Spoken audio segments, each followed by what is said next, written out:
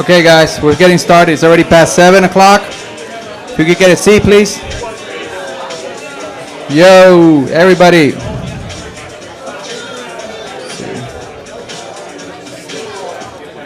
Shh.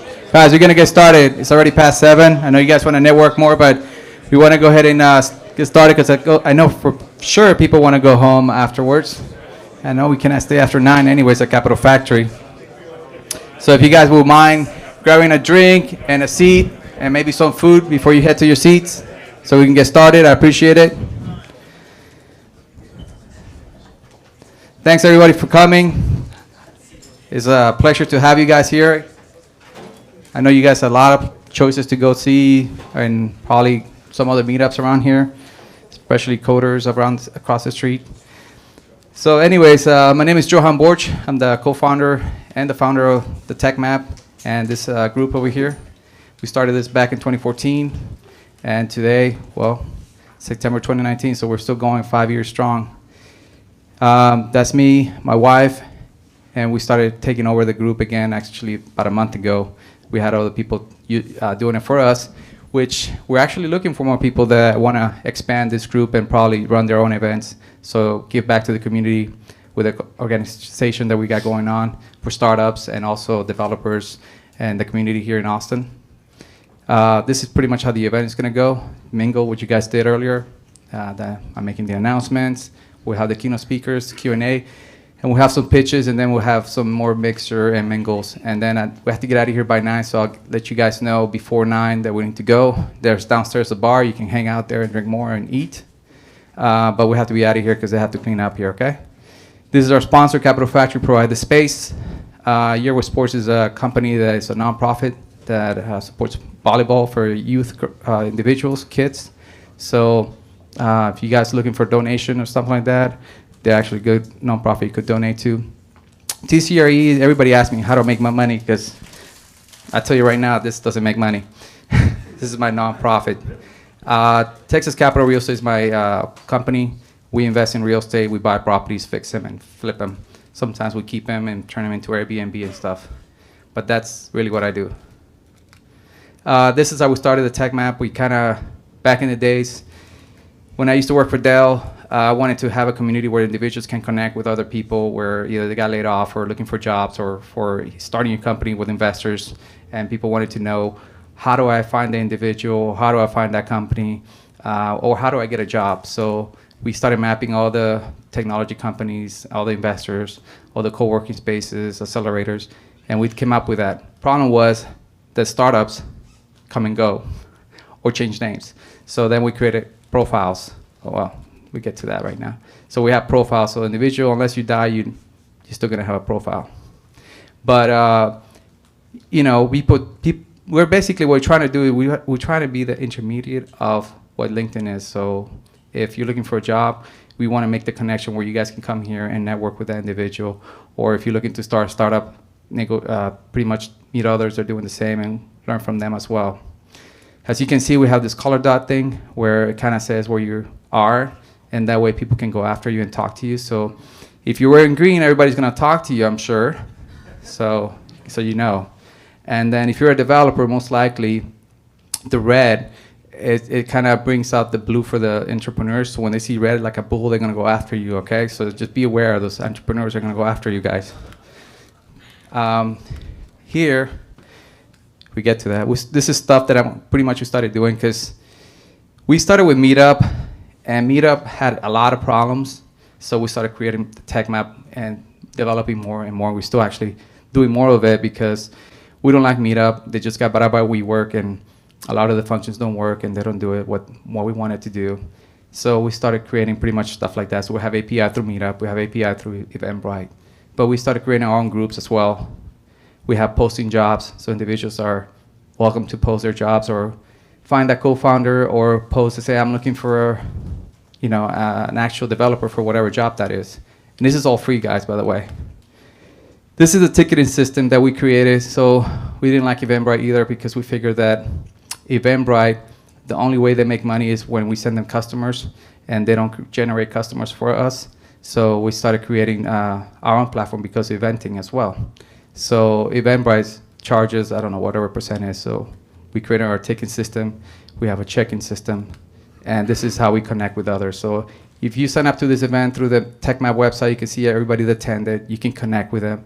You can actually make a calendar appointment with them where you can meet up for coffee, whatever that is, afterwards. You don't have to say, hey, can I have your business card? Because you know what you're going to do with a business card. You're going to throw it or go in the garbage. You're not going to follow up. With this, at least you know who was at the event. You can see their faces. We kind of create our profiles individual because that was a big problem with Meetup. They do not put pictures or they don't put the full names. We ask people to do that. Otherwise, your account get disabled. So if you don't find your account in the TechMap, it's because we disable it if you don't have that info. This is how you set up the calendar, and this is how your profile looks. And we have also a chat thing, which we're still in the works. There's so many chats out there that you can use. But we don't want to be LinkedIn. We don't want to be Meetup. We don't want to be Eventbrite. We just want to be where you can create and connect with people with, you know, their quality individuals, not quantities. You can go to Facebook for that. There's a lot of fake accounts for that. And let me see. Here we go. This is the format. We'll have the keynote speaker speak. I have 45 minutes. I don't know if you want to talk that long. You probably get bored for him talk. 20 minutes? Well, I should update that. So then we have the pitches. So never mind the 45 minutes. That could be 20 to 45, okay? Whatever you guys feel like hearing him out. So 5-minute pitches, Q&A afterwards, and then we cut you guys off on the time. This is the upcoming keynote speaker for next month, Joseph Kosher. He's actually, he pitched at this event back in, I think it was 2014 or 2013.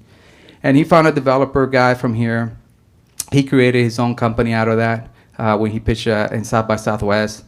And I think he sold his company now, and he's doing great things here in Austin.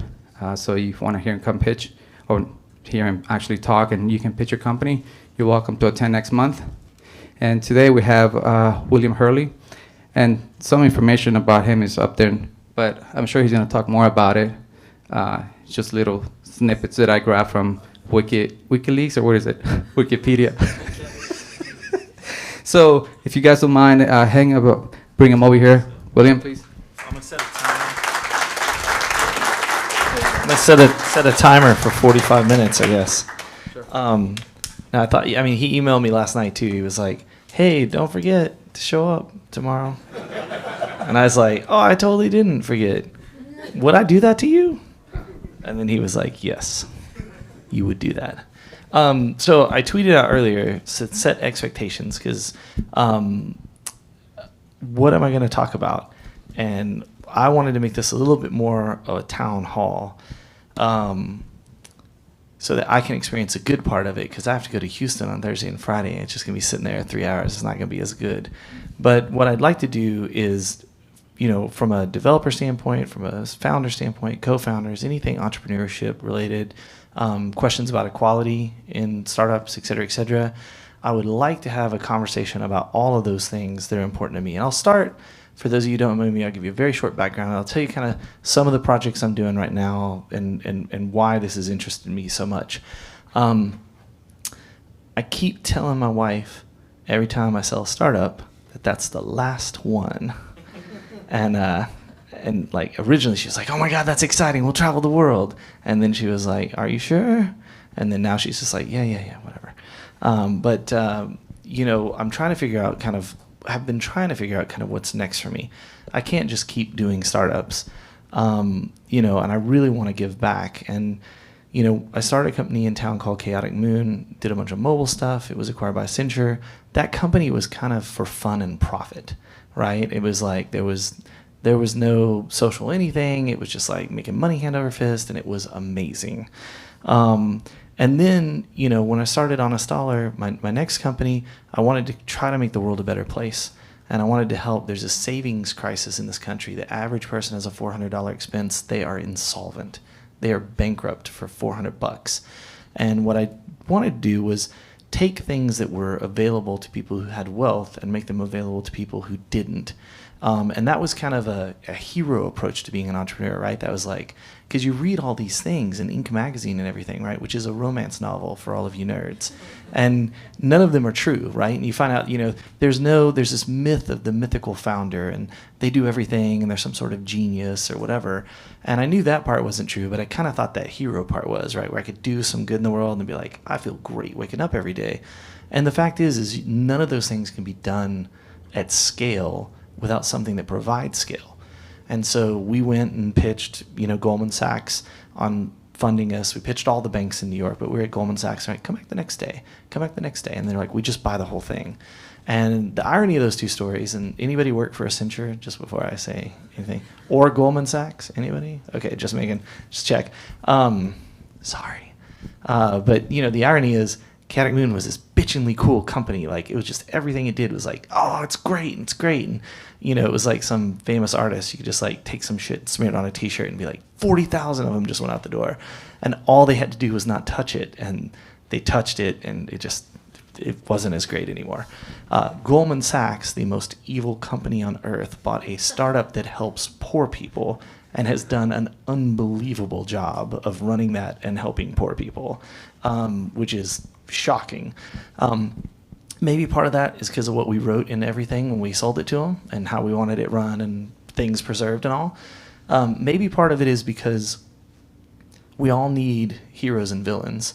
And it doesn't matter if it's George Soros and you're conservative or the Koch brothers and you're liberal. And we all got these villains that we think are responsible for 99% of everything. And if only they were gone or something changed, it would do it. And we think about that in our startups. And the fact is, there's no such thing as a hero entrepreneur. And all of these things you read about are stories. They're just stories. SpaceX is amazing. And I met Elon several times and been on stage with him. And it's always been nice to me. I'm not trying to slam him, but there's 6,000 employees there. That's what makes that work. It's not the founder. Sure, the founder has a vision, can set the stuff, can, kind of drive the direction, but what makes it work is all of you. What makes it work is people. I'm nothing without my team.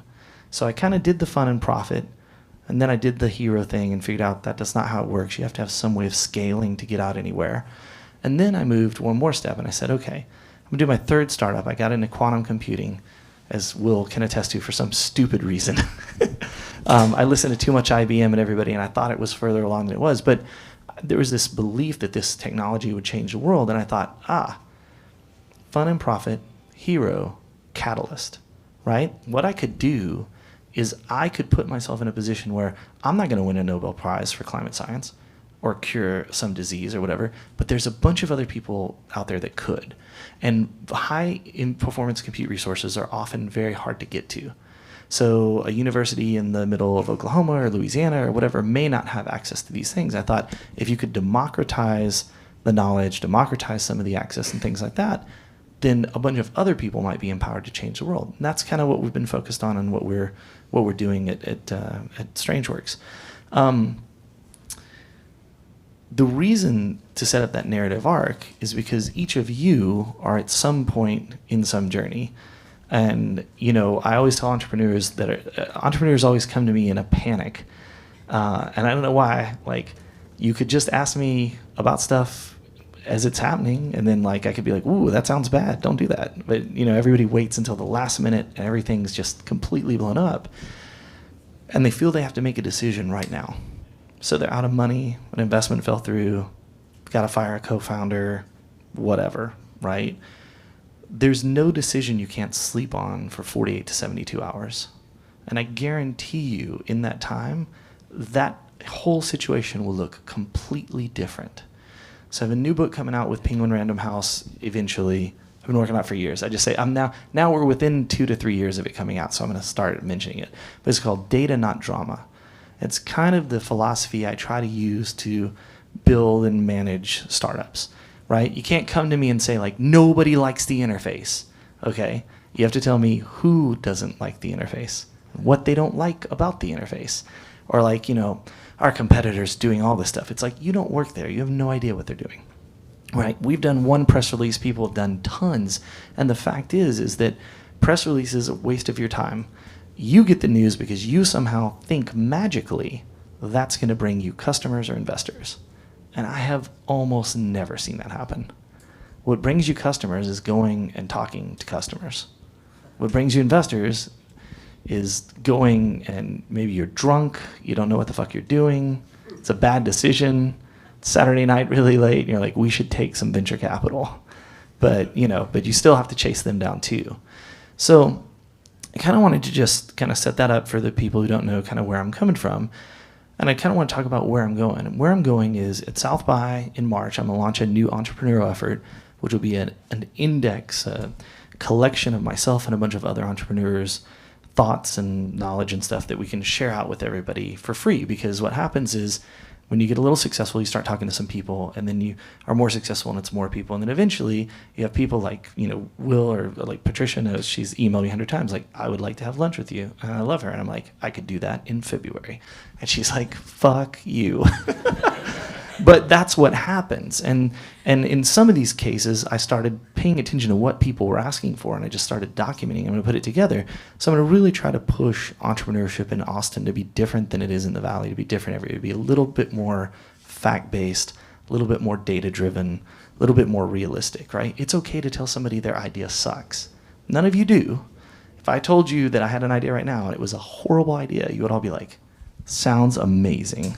Right? But that's not what I need to hear from you. I need to hear, that is the worst fucking idea I've ever heard in my life. And the second part is the equality thing. So equality isn't a number thing.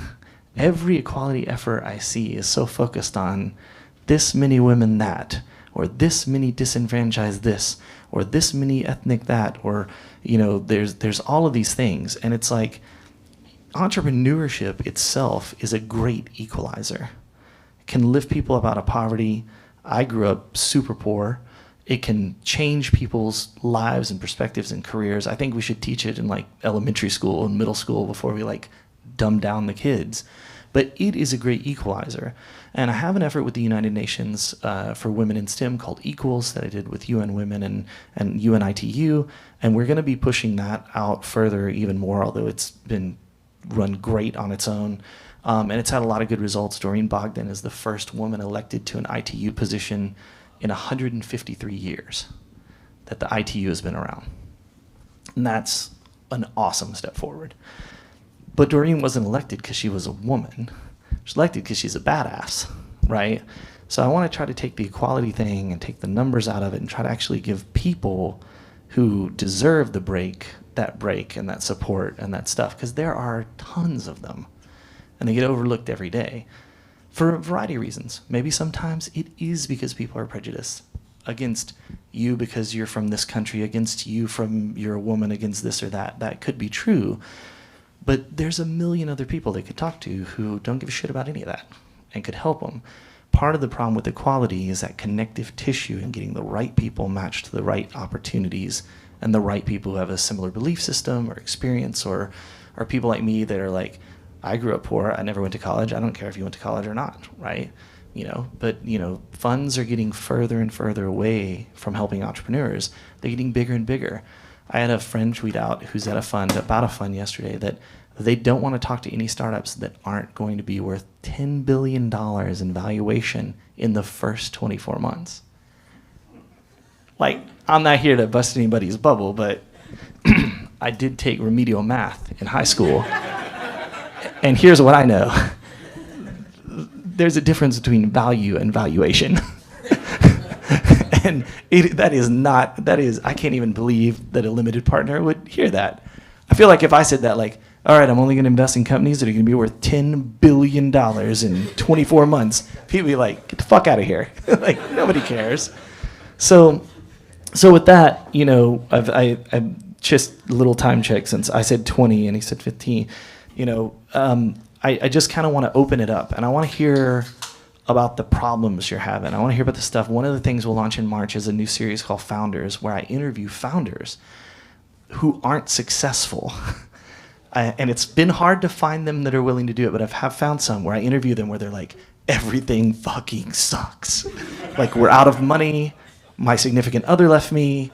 The product doesn't work. We had one customer, we blew it. It's like, I want to have the conversation with those people, because if you meet a startup founder or someone who works at a startup and you go, how's it going? And they go, everything is great. They are lying to you or themselves or both. Period.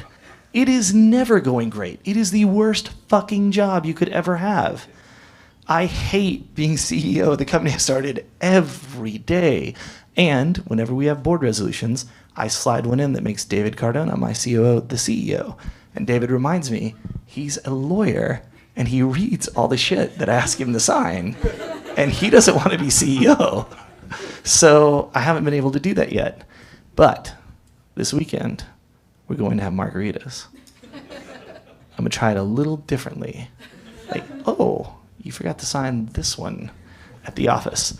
It probably won't work, but I want to hear your questions, your horror story. I'm happy. I'm always happy to talk about my experience and stuff, but the thing is it's irrelevant to you because you are not me. You have to do this stuff on your own. You have to make the efforts that you're putting forth into the world work. No magical bit of, I could be like, oh, then we flew to New York and all of a sudden, Goldman Sachs bought us. Completely irrelevant to your life, right? Any story I can tell about maybe having to get rid of co-founders, maybe having to get, maybe some of the tougher things might be a little bit useful. The only thing that's really useful is getting you into a position to go and be successful. Speaking to all the non-recruiters in the room, sorry, recruiters, you guys have jobs. Are there any recruiters that are also a startup recruiter? Thought that was a safe bet. I just want to double check there. So with that, who wants to ask the first question? Who wants to be the first? Yes, sir. So I have a very small but similar sort of journey where I've had 2 startups, about to exit out my second, and I'm sort of thinking, okay, do I want to start my own another one, or do I want to join a company? And I find it interesting that each time you've gone, no, I'm going to do my own thing. And so I guess it'd be interesting at each of those points where you've left, whether you've ever considered joining someone else, or you're always That's a fantastic question. So you've started startups, you've had some success with them. You're like, should I have a regular job or not? So here's what happens. So at the first startup, I saw the acquisition coming. I mean, the thing was just spitting off money. So, I mean, if it was either acquisition or like ninjas were going to show up and just kill us, and people were like, we inherited that. It's so weird. The second company, I was like, I am not Goldman Sachs material. So I am definitely going to work at Goldman Sachs. Just because, and I have amazing stories. Like, I scared Lloyd when I was wearing a hoodie one day. My best story, the funniest story is when those protesters went into the lobby, was the day I decided to ride my skateboard over from the Ritz-Carlton, and I got like thumb cuffed. And I was like, but I work here. And he was like, yeah, you all work here. And then my admin was going in. I was like, Rachel! And she's like, what? I'm like, thumb cuffs. Like, come get me. But my favorite story is I was walking to the boardroom one time, and this lady jumped out, and she goes, thank God you're here. And I was like, show me to it. I just, for whatever reason, I was feeling super playful. And she took me to her printer, and it's broke, and she thought I was from IT. And she's like, is it your day off? Like, you don't, like you're not wearing a tie or whatever? And I was like, oh, it's rough. I'm supposed to only be in the back today. And I fix it, and I take care of everything. And long story short, because I don't want to spend a lot of time on that story, and I want to answer your question, is she told me that if I trimmed up and maybe dressed a little better, I could go very far. Goldman Sachs. And and then she sent a recommendation letter to the CTO at the time, Marty Chavez, and the CEO about the potential I had, which led to the end of a meeting where one of the execs told, the exec that I work for, you're going to talk to him, right? I was like, yeah. It's like, hold back a second. It's like, you know what we're really good at Goldman Sachs? Math. Really, numbers. Everybody here is great. Did some numbers recently. You know what we found out? You were the most expensive printer repair guy on the face of the fucking earth. So the next time somebody asks you to fix your printer, expletive. But I loved it. And so the reason I tell that story is because that was the moment where I was in the exact decision of what you're saying. I was like, I sold a startup to Goldman Sachs. Should I just go and just work there? And I really, really, really wanted to do that. It didn't work. Because here's what happens. If you're an actual, real, true-to-life founder, okay, and you really, that's your spirit, you can go to work for somebody else, and the first month is like this. Thank God I don't have to make any decisions. This is easy. And the second and third month is like, this is amazing. You start working out a little bit, get in a little better shape, you're eating better, you're like, this is fantastic. And about 6 or 7 months in, you're like, I'm really, like, I don't like the way they did that, or the way they did that, or the way they did that. And sometime after that, you've already decided you're leaving to start your own company. And maybe even the company you went to work for has presented you with the opportunity entrepreneurially. You're like, well, they make billions of dollars a year and they lose billions in this one area. I'm going to start a company doing that. But the thing is like, there's no magical answer. I mean, like, I have threatened to stay at a company or go to work and get a real job and even go into public service like multiple times. And like I said, it goes in my wife's right ear and then it goes out her left ear, and she's like, because I already know what my next 3 startups are going to be. For me, that's just it. There's nothing wrong with taking a job. I think a lot of entrepreneurs worry about, if you just go into corporate life, does that mean you're somehow a failure startup person? No, it means you could be the most valuable asset in that corporation if you can bring that entrepreneurial kind of, talent in there. I just think that it depends on the size of the company. Sub 100, I think you could do it. Over a couple thousand, starts getting risky. Real big company, 10,000 employees or more, you're lost in the mix. You probably don't like it. You're frustrated with decisions. You're probably reporting to 2 layers above you that you're like, they have no idea how to run a business. I mean, that's just my opinion. So like, it can be done, but I think it depends on the company, on the size of the company specifically, and on where that company is in its life cycle. Once you're at a couple thousand people, you're probably a real company, right? And so you gotta, now the process has to come in and all that stuff. So, my last piece of advice on that is, do you wanna be at the beginning of the startup, right? Or do you wanna be at the end of it? Like me, it's pretty obvious. I love the beginning, when there's no rules and you're just doing stuff and you're working all these hours, but you're loving it. And once it turns into like a real stable business is generally where I start, like freaking out a little bit. Like, I don't know that I could personally do that. Maybe you're somebody who's like kind of mid to end life cycle or the whole gamut. I mean, I have a friend who can do the whole thing, goes and works at a company for 3 years, then quits and starts another one, and it's worked great. I made it a year and 8 months at Goldman Sachs. And I really wanted to do that. Just also because it freaks people out when they're like, well, what was your last job before this? You're like, oh, well, I was a managing director at Goldman Sachs. I worked on the management team with Lloyd and Larry and everybody. And people are like, okay.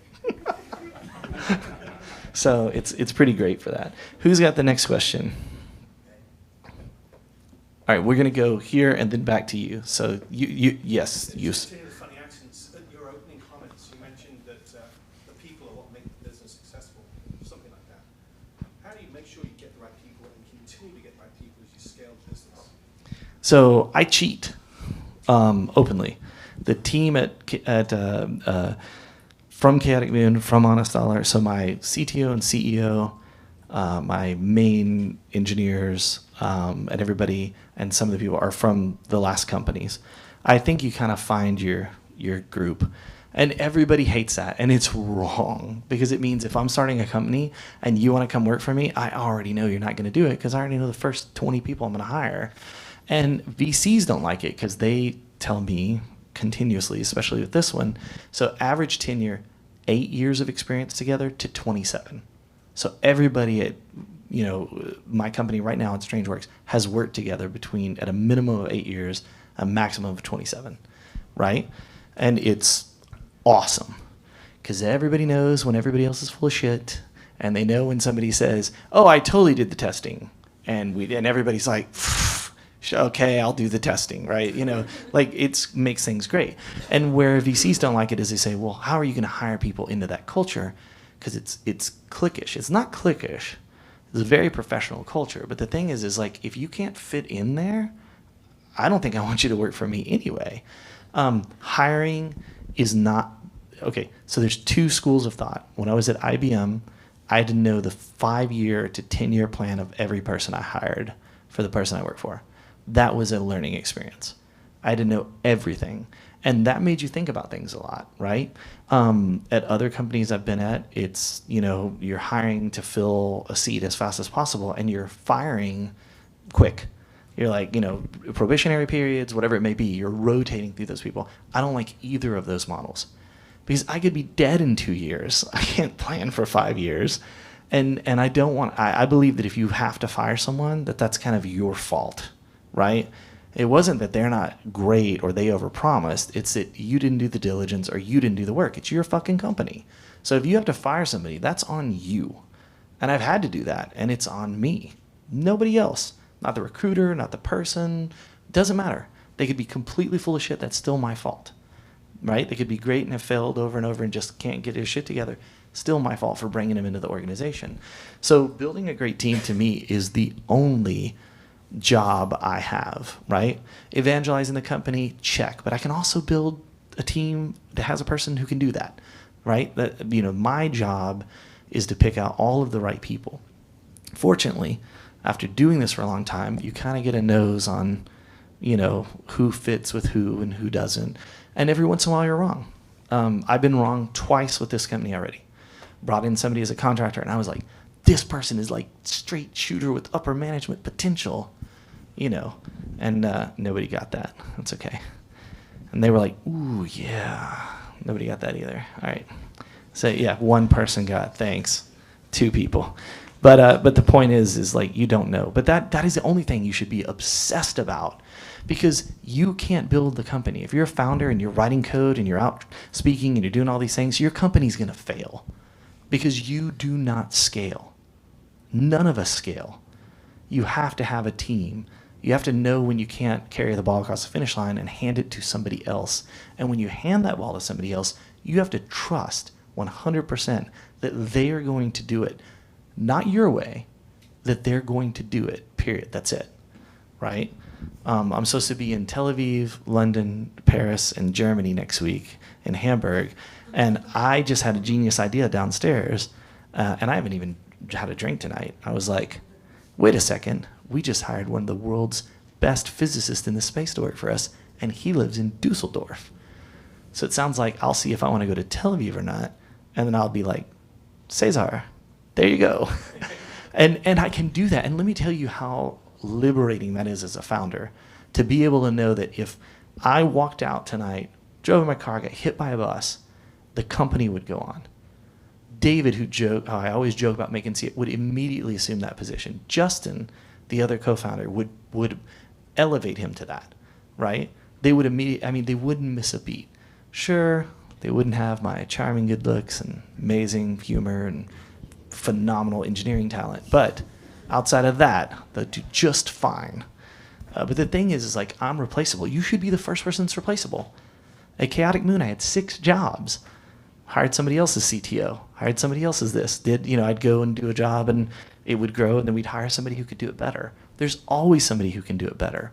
You've got the greatest title in the world. You don't need to be CEO. You're the founder.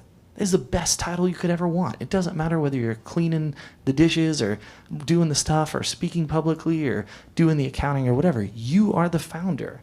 To me, that's the greatest title ever. And I'm going to say something. How many people are CEOs? Yeah, I'm going to make a quick comment about that. I think there's only 2 types of people who are CEOs. Narcissists and stupid people that got suckered into doing that job, because this job fucking sucks. And it was funny, going back to Goldman Sachs, we had a big date all day. I got wined and dined and everything, and they took me to dinner. And the conversation at dinner with friend Greg Wilson was awesome. The conversation was this. The conversation was, got it down to everything. It was basically like, hey, you're not going to be able to be CEO anymore, right? I mean, that's probably a daily. And I was like, oh, thank God. I was like, you can have it. And I'll give this one away too. It is incredibly difficult to start a company. It is luck and timing that makes you successful. All the hard work in the world without having the right timing and being very lucky will result in a big goose egg every time. I consider myself extremely lucky, right? I know a lot of smart people doing a lot of different startups, and without luck and timing, they will all fail. They'll all fail. And I think it's egotistical and fucked up that a bunch of founders are like, I'm such a genius that I just produced gold. It's like, I'm like, man, I am failing to the top in style. It's amazing. But that's true. All right, right behind you, we had a question. The next one. I'm very curious to know how you met Henry. You co-founded $1. But looks like you guys have different paths in life. So We're on extremely different paths. We had to part ways about a month into the business. That was very tough on me. I met Henry through my wife and her friends, and I had hung out with him for a long time because I didn't get along with one of my first co-founders. I was like, I'm really going to diligence it this time. And I did, still maybe not enough. So, unfortunately that happens. Toughest conversation, one of the toughest conversations I've had to have. It's like, hey, dude, we started this, and now you got to go. It sucks. Mike. I'm considering hiring a virtual coworker to help me with SEO on my website. And instead of paying someone here in the States a boatload of money, I could hire someone and pay them a living wage in the Philippines or something. Do you have any experience? Yeah, I mean, there's a bunch of companies in town that are doing development and SEO and stuff that way. Look, there's nothing wrong with that as long as the expectations are set on every side, right? Everybody's worried about nearshoring or offshoring or what it does to the economy or whatever. But it's like, but if you have a service, I find the language barrier, by the way, to be like the worst because that's like, I travel all over the world and I don't speak shit, and I haven't ever had a problem communicating with people. There's a lot of people in the world, and if they're wanting to do services here, you guarantee they already have somebody who's a native speaker or whatever. They're expat doing it over there or whatever.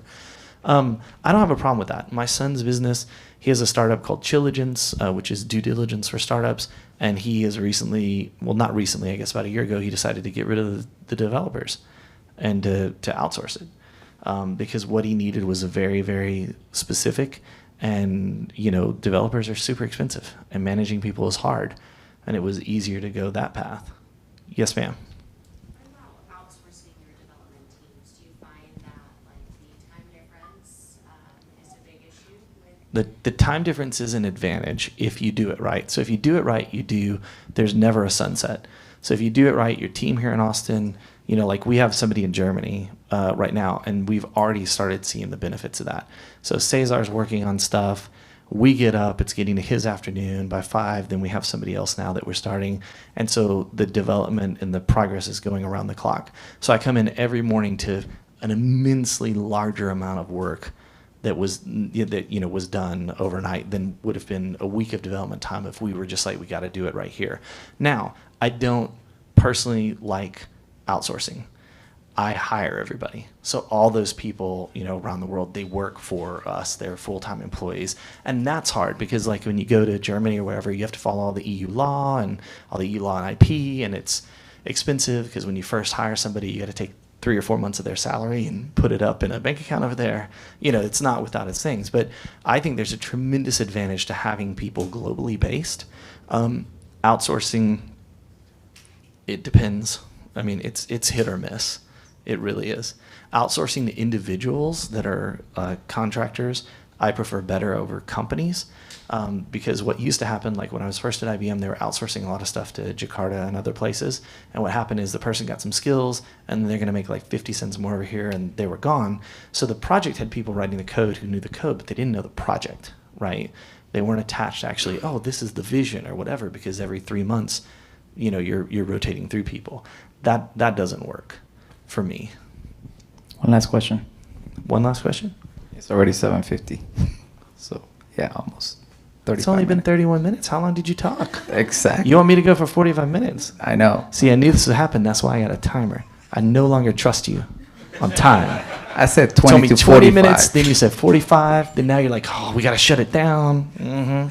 Yes, ma'am.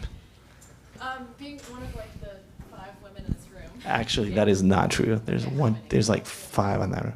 All of the women stand up 1 second so we can count you. I'm so sorry to ask you to do that. 1, 2, 3, 4, 5, 6. 6. Exactly. But if we were playing Price is Right, I just won. You're right. Please, what's your question? Well, okay, so I mean, like the stats are real. I mean, the numbers in this room portray that. You talked a bit about equality, gender equality specifically, and STEM. And I want to say there's 7 because she didn't stand up, but we're just letting her slide on that. I stood up. Oh, did you? Oh, we didn't see. Just don't count We you. missed. Yeah, so the same on all sides, like from STEM developers, female founders getting 2 point whatever % of easy funding sort of thing. Can you talk a bit about, you've been on all sides of from being the entrepreneur, raising money, being on the investment side, being Goldman Sachs side. What do you see happening there? What are you doing to help with that? So that is changing tremendously and very fast. I have actually been turned down in my search for Series A because I am not a woman. Because of this, but here's the problem: it's a whiplash effect. There's a difference between reaction and response. One is voluntary and the other is not. And what we all need to do, because it's as much my job as a man and everybody in here to help with the problems that are systemic, right? I totally agree with that. Is we need to realize that when we react to something, then you have now a bunch of LPs saying we're only going to invest in funds that focus on women. And that means the LPs miss money. And the long-term effect of that is there won't be enough women to fill that because they're there, but they don't know. And these are like siloed efforts, right? So it's not something that actually can help. And I think over long-term, what you'll see is they'll miss out on opportunities. And then when the LPs, they go back to get money, they'll say, well, you only invested in 20 things. But it's not because there's only 20 projects founded by women out there. Okay, that part I don't believe in, because there is a Python group of women here. There's like 400 or 500 people alone. And maybe it's because I travel around, I work with a lot of these people, but it's like, if you are looking to invest in women startups, I can literally send like 200 people to you with the fucking click. So it's not because of that. But it's the wrong approach is this reaction of like, we'll fix it because now everything is done. Funds are funds are funds. And it doesn't matter whether it's a woman investing in a woman or a man investing in a woman or a woman investing in a man. The word is not friend or partner or buddy. It is investor. And no matter what bullshit they tell you up front about how they do extra support or they're going to do this or whatever, at the end of the day, they have a product. And that product is you. And the reason we're seeing so much funding for women right now and all is because they are a bright, shiny object for LPs. If I have a woman fund right now, which I do not, I do have a fund that has a diversity policy, okay? But if I had a woman fund right now, I would already have raised the fund because people can check a box. And women are not check boxes, and that pisses me off, okay? So I think it's changing, but I think there's a long-term detrimental effect in the way that it's changing. I think that there's an enormous amount of pressure being put on women by saying things like boards that have women on them overperform by 70%, because that's fun to say in the press and might even be true. But now there's somebody whose responsibility is to watch that expectation and see if it's met. And when it's not, whose fault is it? Right? So that's not cool. So what we need to do is not react to it with a knee-jerk, but we respond to it with actual plans and programs. And this is what we try to do with Equals, and they've been doing a good job, but it's a monumental task. It's not going to change this year or next year or even in 10 years. It's going to take a long time. It's hard. We've already seen the fallout. Marissa Mayer got made CEO of Yahoo. Did more probably in the way that company ended up running and what happened with it to damage women in the C-suite than potentially anybody, right? And she's a super smart engineer. She's not a dummy. But what happens when you're in a leadership position? The buck stops here, period. Ginny Rometty at IBM did this big Red Hat deal and there's a bunch of different financial reasons she did it. But if stuff doesn't work out, it's going to be her fault. And if you start seeing these women go through and be lofted up and they're not prepared, they are going to fail because you're setting them up for failure. Just like it would be if I took any guy and was like, hey, and I give you where my thinking comes from. Investors, I always yell at them about this. They're like, well, that company didn't work out. I'm like, here's the thing. Everybody loves that founder CEO title. Guys love it, ladies love it, everybody loves it. But here's the deal. You were a project manager at Facebook and had an idea, and you printed on a card from, Vistaprinter or wherever, founder and CEO. And what I want to know is, in the time you quit the job at Facebook to the 2 months you're pitching me for money, what actually made you a CEO? I was just curious, because there's a lot of stuff that goes with that job. And so it's all about expectation settings. And I think that the number one thing we can do, I used to think when I started Equals, men needed to be involved in this process. I was like, we'll get the men involved, and of course it'll be fixed, right? I mean, done, deal. That's what we do, guys, fixing stuff. And that didn't have the effect. And what I realized is when I went to a bunch of these famous women, and I won't name any of their names because I have received 4 cease and desist letters, but I would ask them to help with these women programs. And the number one people who didn't want to help with the women's programs? Ultra successful women in tech. You know why?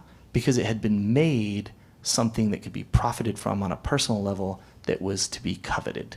Because you can write a book and sell 8 million copies. Because you can go and do the speaking gigs. And you know what? If all women were equal, there wouldn't be a problem. If they were equal with men, then there wouldn't be a problem, right? And we know that that's what we idealistically want, and it's, realistically, potentially, impossible. But the thing I think that we need to do is respond, and I think we also need to call a lot of people out.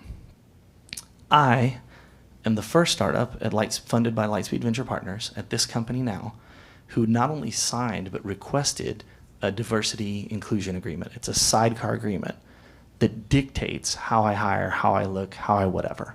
Now, ask me how many women work at our company right now. How many women were there? None. We've interviewed a lot. We've done a lot, right? But, to be blunt, going back to the problem I have, we only needed 10 people. We already knew who the first 20 were, right? And we have some that have worked with us and helped us out. I'm trying to get a woman on the board, actually, because I'm going to have a board in the new round. I'd be very interested in that.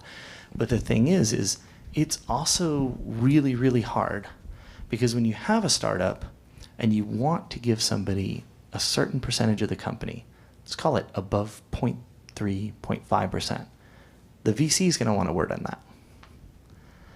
And that good old boys club that everybody always criticizes, it's very real. And so I have worked with VCs where if I want to do something to bring somebody in, I want to hire you, I want to hire Patricia, and I want to treat you equally with everybody else, because they came in earlier.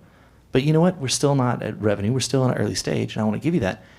I have to have 4 people agree on that. And I guarantee you every time that happens, somebody has the person they know, who unfortunately is usually a dude, right?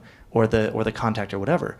So it needs to be a response, because it's starting to become less gender-driven and more political-driven within an organization. In that, yeah, but I gave you $5 million, and it works both ways. I could be like, I gave you $5 million, and I really like Patricia. And you could be like, this guy is awesome. I'd be like, right. But I gave you $5 million and Patricia, right? All of those things are hard. It's very hard. My advice, I love women starting their own companies. I love True here in town. I love women funding women. I love all of that stuff. But it is a much bigger problem than that. In the last 8 years working on the Equals project, I've had unparalleled visibility into every equality effort. There are over 700 organizations that they have talked to worldwide that are focused on women and girls in STEM. And you learn a lot. And it's not pretty. It's a huge problem, and I don't have a solution. And in March, I'm teaming up with somebody that did part of Equals, and we're going to announce a wonderful woman named Claire Jones, and we're going to do something, and it'll be yet another attempt. And I think that's what we have to do, is we have to keep trying. But I think accountability is big, right? If you were hiring and you have Patricia, and you have me as candidates. We are exactly the same. There's no difference other than gender. You're the hiring manager. You worked with her at one other job before. You've never worked with me. How much do you think that impacts your decision on hiring her? The fact that I've worked with her before? Yeah. Immensely. Right. And so my point being is that you have this history of this kind of male-dominated tech scene that still, it's akin to when open office people used to tell me, we're going to put Microsoft on. It was like, if they stopped collecting revenue today, the inertia they have would take them on far past your inevitable failure. That's what we're fighting against. And we need to realize realistically what we're fighting against and come up with new ways, because I can't fault somebody for saying, I have 4 years of experience with, you have 4 years of experience with Patricia and none with me, and you are betting your family and your future and all of your stuff, and you're going to go with the person you feel you can trust. Now, if you didn't know either one of us, you should always hire on merit, but we don't hire on merit. Exactly. We hire on, that's my point, is we hire on basis and prejudice. Women are just the unfortunate victims of years and years of this male tech-dominated thing that's still going on because somebody's like, well, I worked with that person 15 years ago. And that sounds safe, right? But I think most of the people I know have gotten away from not hiring people. I actually, when I started this company, and when we started Honest Dollar, there's Rachel Maddox, one of the greatest database developers on the planet. And she is like, this is my last point on women, because she sums it up. She's like, there is no way I'm going to come work for your stupid fucking startup right now. Because women are better at risk mitigation than men, I believe. I just really do. And I have never, when I started a company, not went out and tried to hire women developers. And I have never had any of them go, yeah, what, you can't guarantee a paycheck or benefits or anything? Sign me up. Right? That just hasn't happened. It's the truth. But it's a huge issue. And I'd love to talk to you about it offline, because he definitely needs his time back. And I have to take his phone and delete all of this video. It's already on Facebook, don't worry. Everything's live. Actually, there's another camera up there, so just in case. I know. Just in case I missed something. I didn't know that the first time I came in here talking all this mad shit about Josh. I was like, in another thing. And I was like, wait, he records everything in this room? He's probably watching. He's always watching me. Yeah, I'm good. All right, so we're gonna start with the pitches, guys. So we're gonna make it kind of fast because you don't have that much time left. So let's start with. Okay, so since we talked about women, let's start with Janice. All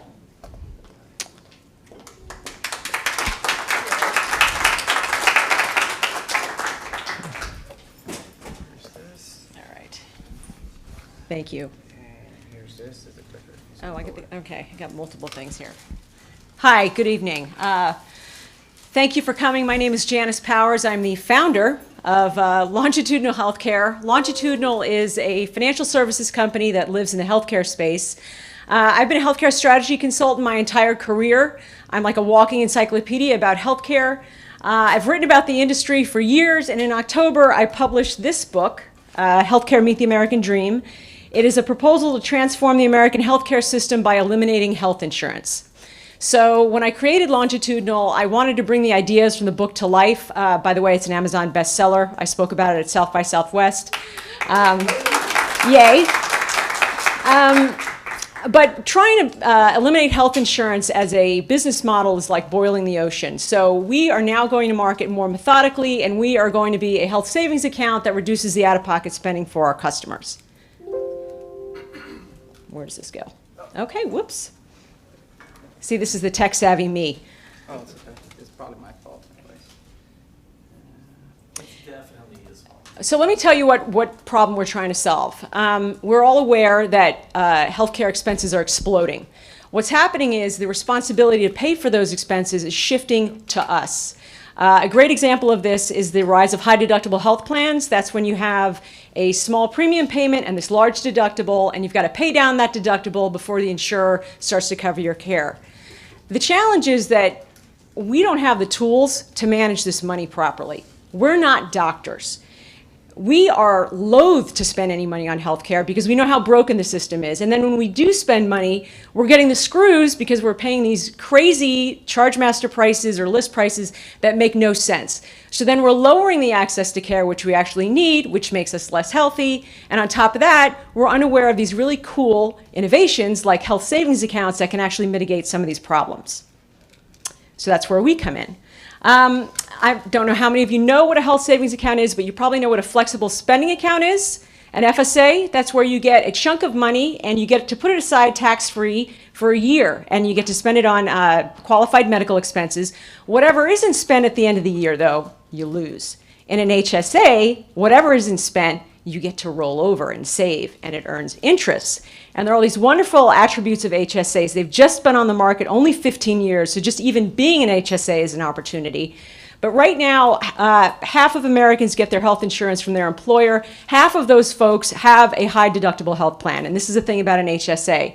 You have to have a high deductible health plan to get one. So if you look at the red line on the left, high deductible health plans are growing, half of all Americans, and then half of all of those folks, which is the red bar getting bigger, have an HSA. So the market opportunity just to be an HSA is terrific, but we are more than that.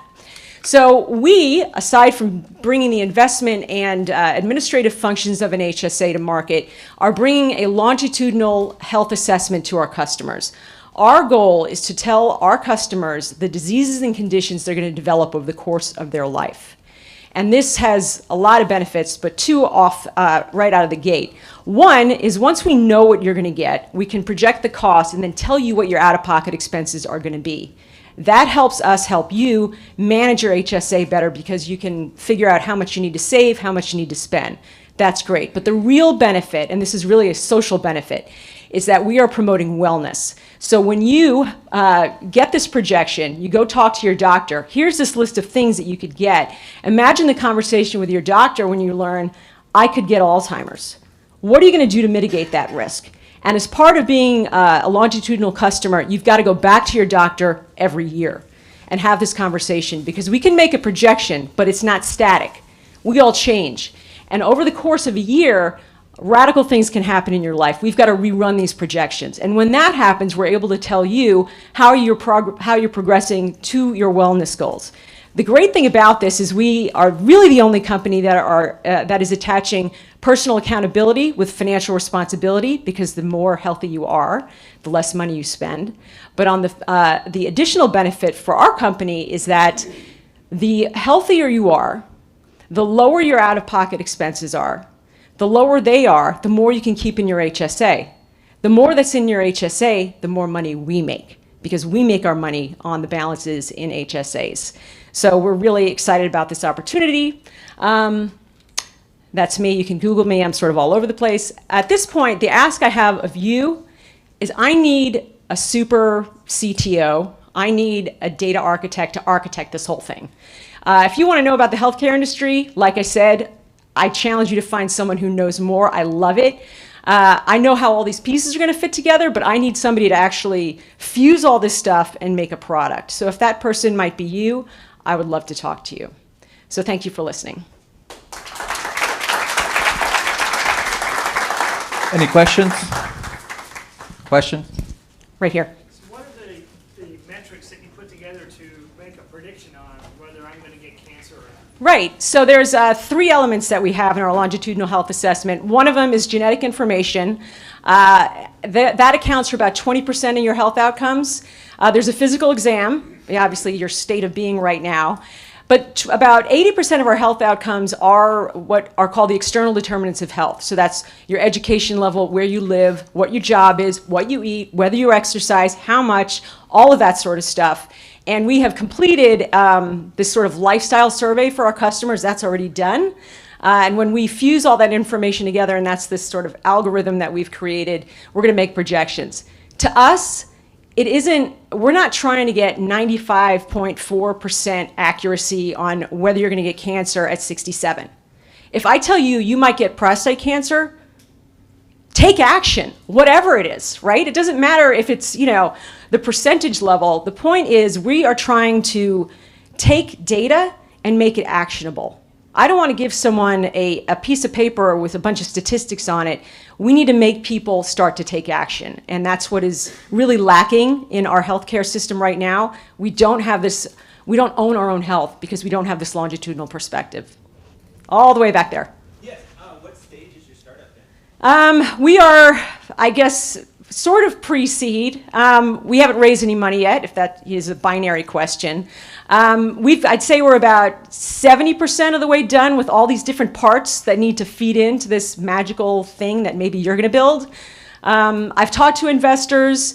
I have talked to I've lined up conversations with potential customers, which are employers, because we want to be their HSA of choice. So there's a whole variety of things going on. So we're not quite ready to go to our investors yet. I need great people. So.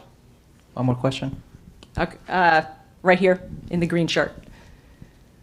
So, seems to me you're going to be collecting a lot of valuable information that insurance companies would like to get their hands on. I'm very much into quantified self, but it's just like I'm ambivalent about Quicken and HR blocking legislation that would simplify tax preparation, because it's like you're giving the enforcer, you're giving them information about yourself. Like an insurance company wanted to give me a smartwatch. Right. Totally against that. Don't want to do that. Have you thought about what safeguards you want to put in place to keep this data, this information out of the hands of people that would try to leverage it against? Yeah, you and I are on the same page. I am allergic to insurance companies.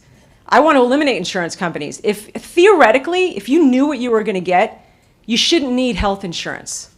I mean, people have joked that they're going to take a hit out on me because, I literally do not want them to exist. So the last thing that I want is for them to get the information. The thing that's critical for us, obviously, is the security aspect of this. Because to me, I don't want to share the information with anyone, but I don't want anyone hacking it, right? Because this is all personal information.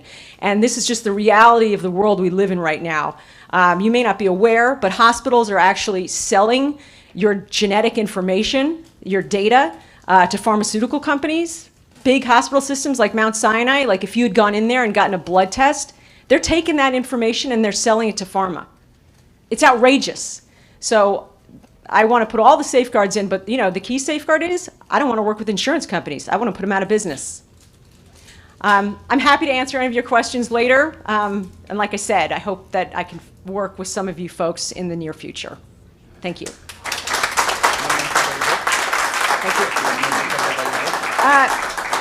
You can find my book on Amazon. I just told her to mention something about it because she had it right here. So. Yeah, and I have a couple of copies, so if, I might hand them out. Okay. Thank you. Next. Where is it? Spout Dash. Come on down. Are you here?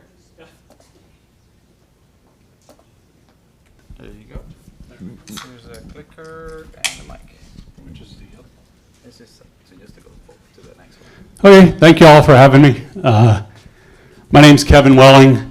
I have experience both as a founder and as an employee. He's right, being an employee is not nearly as much fun. I've had a couple of service industry startups as well as a technology startup, basically intersecting both business and technology. Let's talk a little bit about pain points of having your haircut. Kind of weird talking a technology company and a haircut, but surveys show that getting a haircut is a moderate pain to the worst pain ever for customers. Driving and waiting in line between 40 and 60 minutes every time someone gets a haircut, an average of 7 times per year, is a major pain in today's world of on-demand, right-now services. Hairstylists also have pain in that industry. Right now, salons get a major piece of the pie. They have a lot of fixed costs, so the salon takes 70% on average of the haircut, while the stylist only gets 30% of that. Stylists are also tied to a chair and a schedule. So they work for a brick and mortar salon. They're told they have to be there from 9 a.m. to 6 p.m. every day of the week. If they don't have appointments, they stand at their chair. There's a high hurdle to opening a salon. So even though they all want to have their own business, they either pay somebody chair rental of $1,200 a month, or they go spend $150,000 to $250,000 to open up their salon and compete with 12 other salons within a 5-mile radius of somebody that offers the exact same service.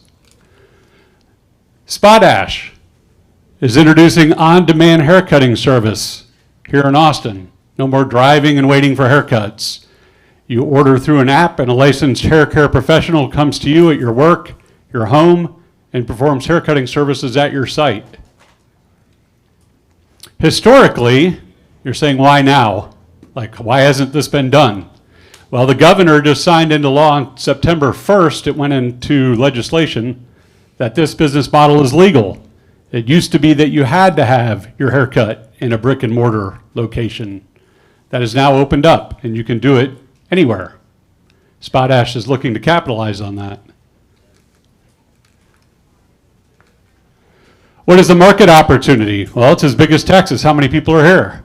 So if you look at just males between 18 and 65 and children, which will be our go-to-market strategy, the gross profit potential there is over $550 million for what we would take as our 30% cut in that market.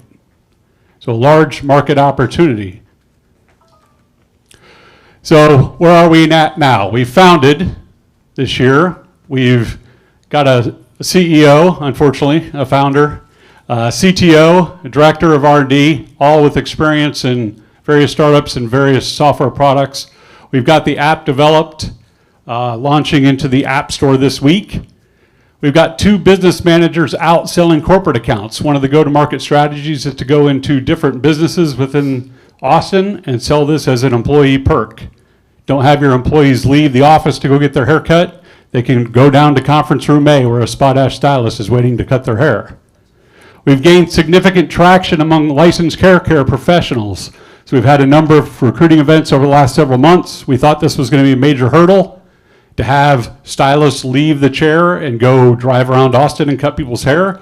We've got a 95% sign-up rate of stylists. They see the potential here. We've got them enrolled and trained. All the supply chain for all the materials is already here. We're handing out materials this week to get them geared up to go. We've got 2 corporate accounts already under contract. And again, a number of business managers out there getting them signed up. Again, the app is in the mobile stores this week, and we're launching September 15th to our first corporate account and coming to an office or home near you after that. So we are in pre-revenue, we're in pre-seed. We've raised about half of the $600,000 that we're looking to raise. We're going to establish a salon headquarters, basically where we keep all of our files and do all of our accounting and everything else, as well as marketing initiatives, getting the word out on on-demand haircuts. That's what I'm looking for right now. If you want to talk afterwards, you know, we're looking to grow into all of Austin, so we'll need more business managers and tech guys as we go. Questions? Are you focusing on Texas? Are you focusing primarily Texas? Yeah, we do have competition. There's a company in Canada and New York that are kind of doing a broad approach and just scattering out trying to do that. We're focusing on Texas. We're launching in Austin. We're an Austin-based company. Since the law did change here, we're looking to focus just in Austin, recruit providers here, and focus on this market, and then go to Austin, Dallas, San Antonio, Houston. So yeah. I saw somebody in the back.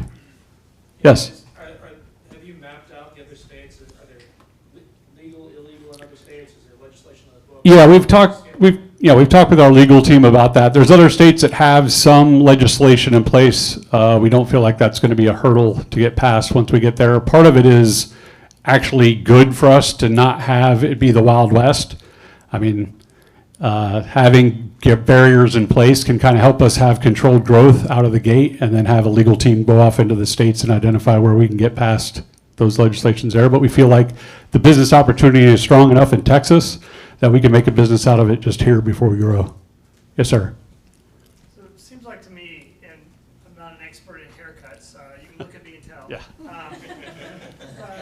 it seems like to me that you will only have male clientele or children or males, because my wife is very particular about who cuts her hair and how it's cut, and I gotta say with good reason, because she looks great, Yep.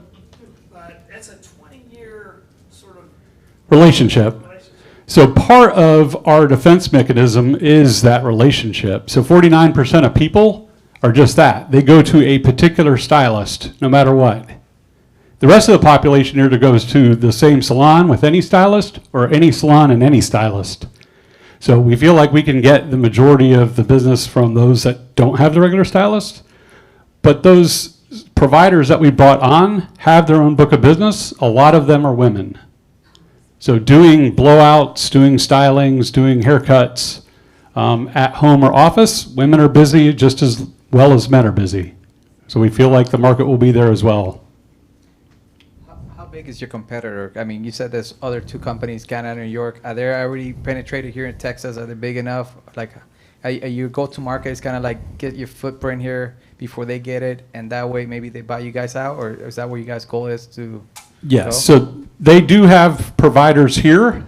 We've ran into some already. Their primary focus right now is in Canada and New York. But again, they're just recruiting any provider that'll sign up and pay them directly. They're going a different approach on that matter.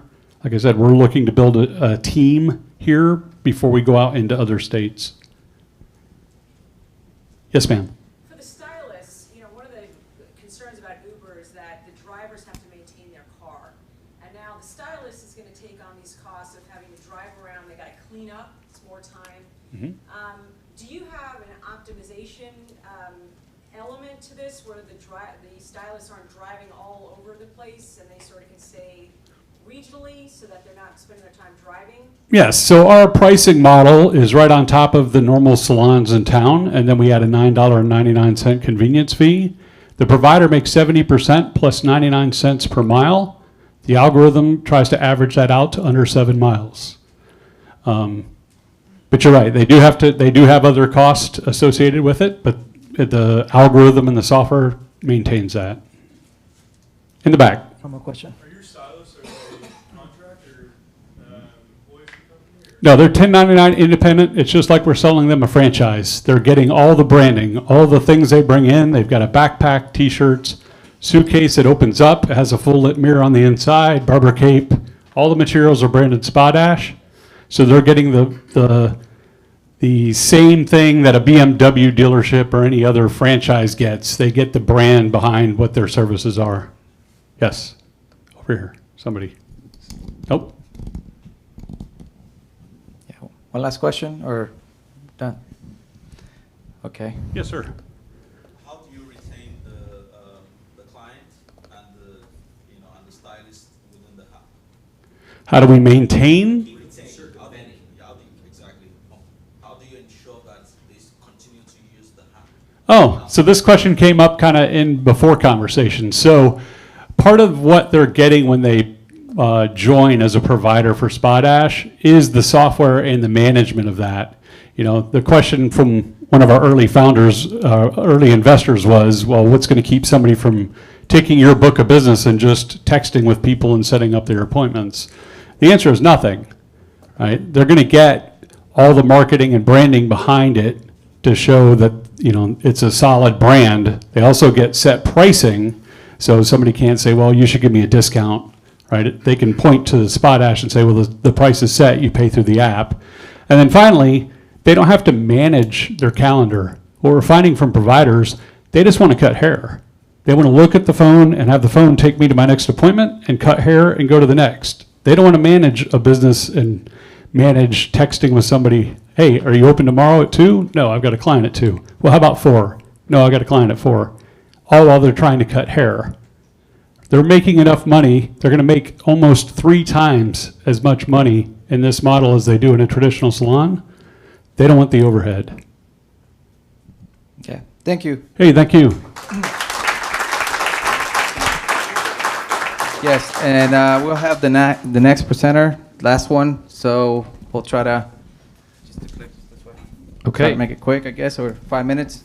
I'm the last minute addition here, so I'll talk about the ask at the end, but I think there's a theme going here of former domain people. I'm a recovering banker, worked for Capital One and the predecessor of Chrysler Capital in the early teams. In the last 30 years, I've been in the auto finance business.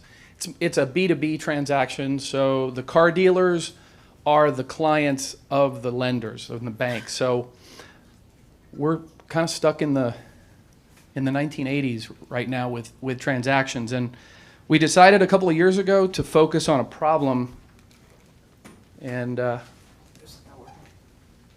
one? Yeah, sure. Okay. So we've focused on a problem. We've got a lot of friends especially in the Austin market.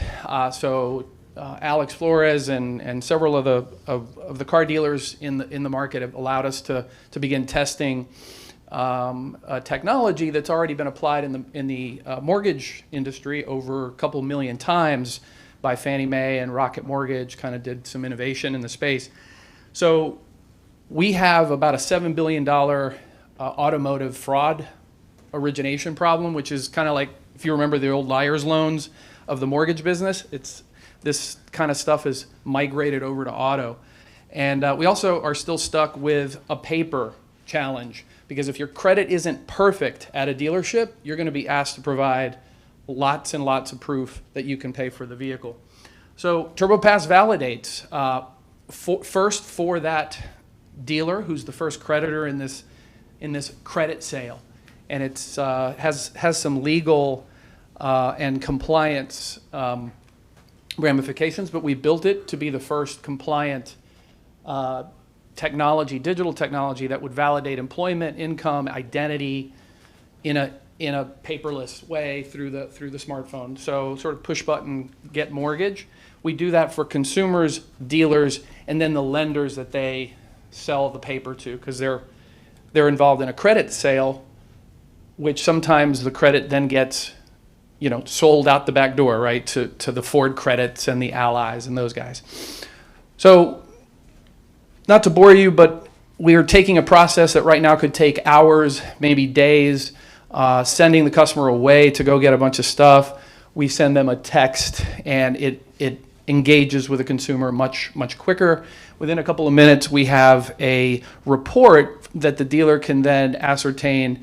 We're solving lots of red flag and identity problems, security issues, quite frankly, at the dealership. You don't want to hand over your personal papers to a used car salesman and then have it, lost in the back office, right? So we generate a unique tokenized way for the dealer to then share that code with the ally and the lender partners downstream. And we're catching some pretty good traction. It's obviously a $1 trillion market. It's going to be about 59 million cars sold this year. But we have started, like I said, we focused on that problem between the consumer and the dealer. So we have not only users, but we've actually started billing customers for the service. Dealers are actually getting hit with fraud themselves. So the fraudsters are walking into dealerships and saying, my name's Johan, and I want to buy a car. And Johan knows this is real, but so Charles Montoyota got hit over Christmas with a lady who came in with an ID, took a test drive. They figured out she wasn't who she said she was, and they kicked her out. 3 hours later, she came back, got in the car, stole it with the keys. And when the cops stopped her, because there were no tags on the car, she said, no, I'm on a test drive. So they actually, one of the reasons why they got hit, why they've kind of embraced us now is they have some business rules in the dealership now. TurboPass is kind of an early stage detection system for them. When there's any sort of requirement by their lender partners, like Westlake Financial here in the lower right-hand corner has over 18,000 dealers around the country, and they're really our first lender that has embraced the tool in a big way, and they've actually referred quite a bit of new early users for us.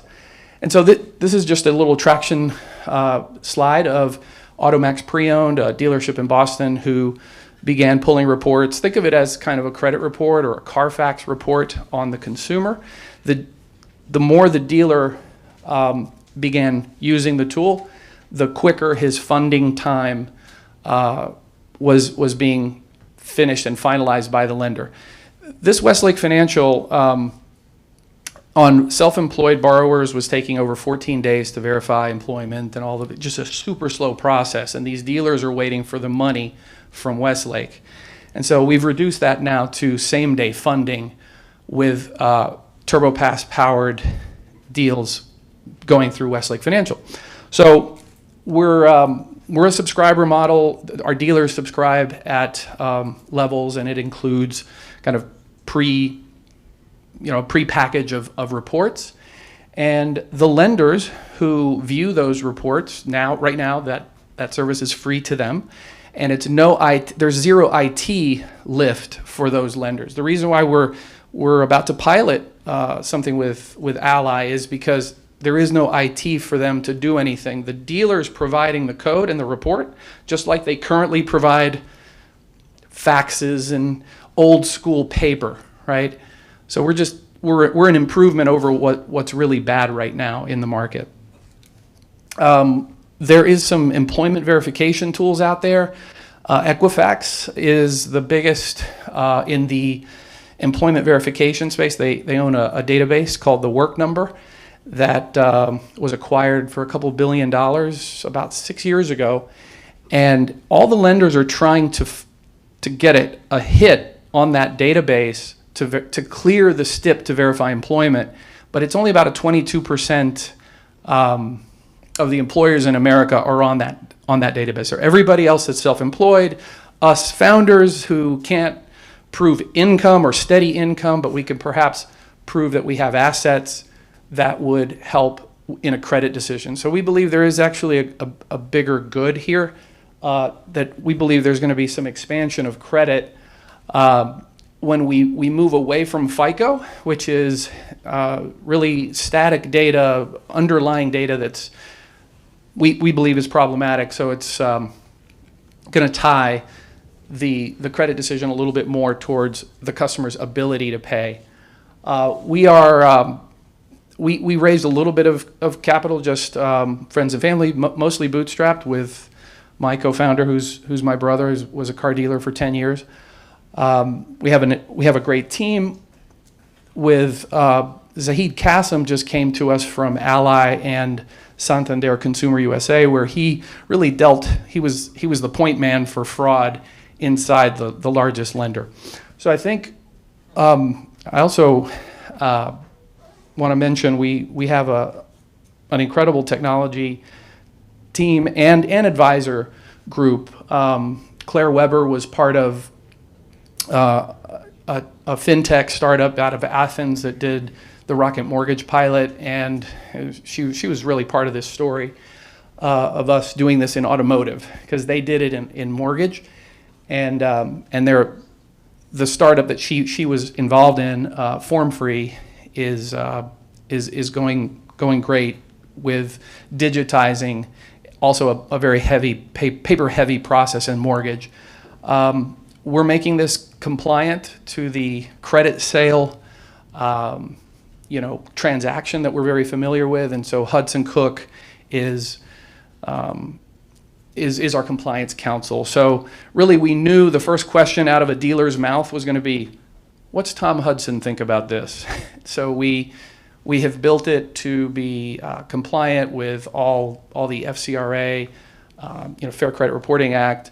There's been some CFPB guidance on this technology that actually puts the power of the credit decision in the hands of the consumer, that he is sharing his data. So it's consumer permissioned data sharing, and our theory was at the dealership in context, in order to speed up this process that's so painful, that the consumer was going to they would agree to do this and move things along. So I have to wrap here. My ask is, we're just we're looking for early angels and for anyone to participate in our seed round, and we're doing that with convertible notes. But we're open to conversations. Any questions? Yeah. Yes. So what's your sales channel look like? Who are you really selling? Are you selling dealers? What are you use for scaling your sales? Great question. I only flash the projections on there because there's some big bets in there, but our dealers really for the first 3 years are our primary customer. They will then, of course, share that report codes with the lenders. As the lenders get more comfortable with this technology, if instead of paying $6 to Equifax for the work number, which they hate, by the way, they hate the technology, they hate that platform.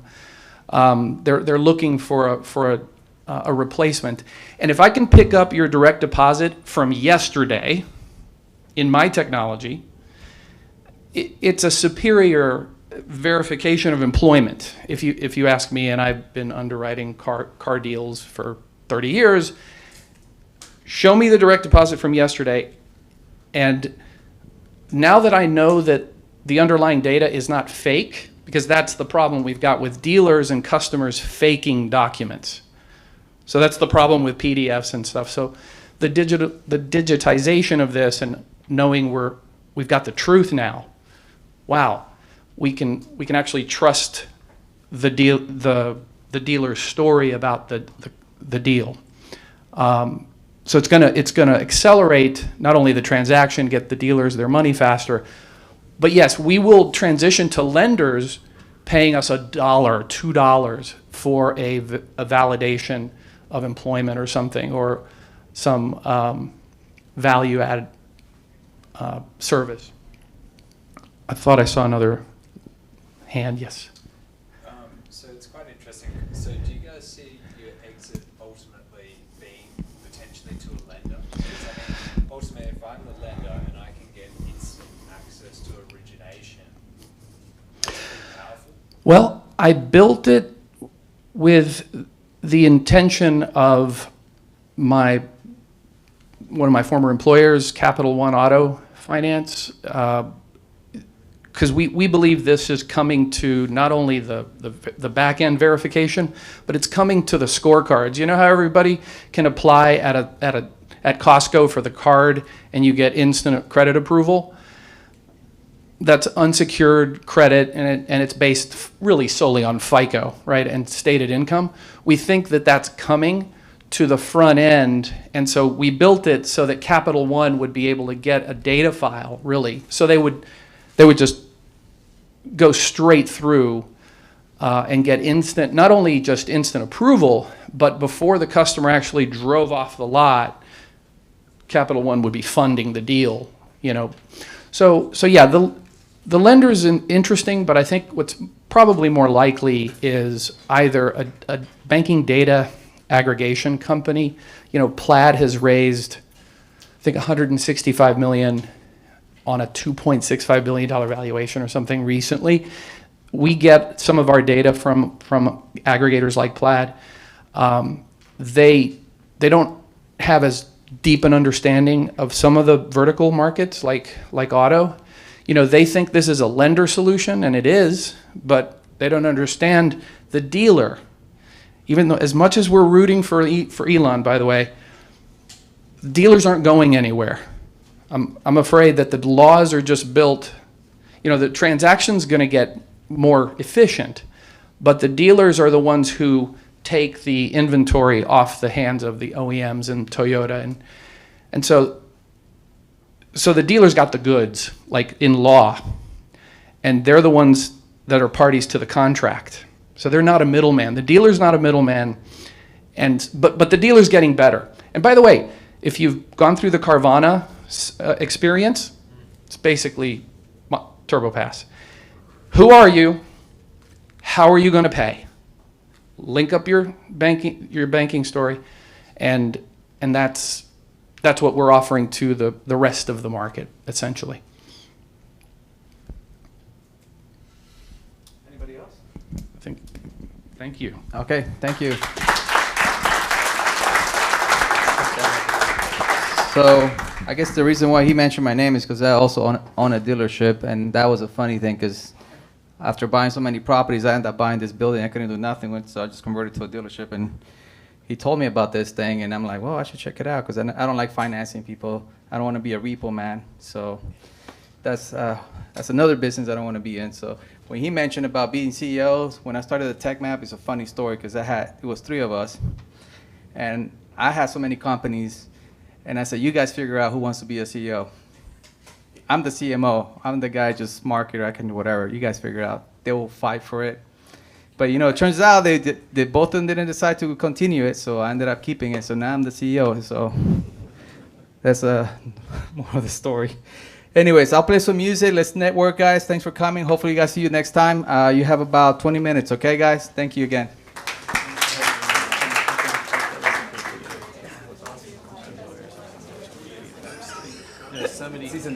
Somebody may ask you if they do text me. Great to meet you. I loved your talk. Oh, I'd love to send it to you. That'd be Thank you. Oh, thank you. It was excellent. I don't know, I didn't connect TextMap when I signed up, but I really enjoyed it. All It's right. great, and I'll look for the next one. All right, I appreciate it. Thanks for Finish out our conversation. No, but there's just going to be awareness. We moved to Austin 2 years ago. Where are the ones that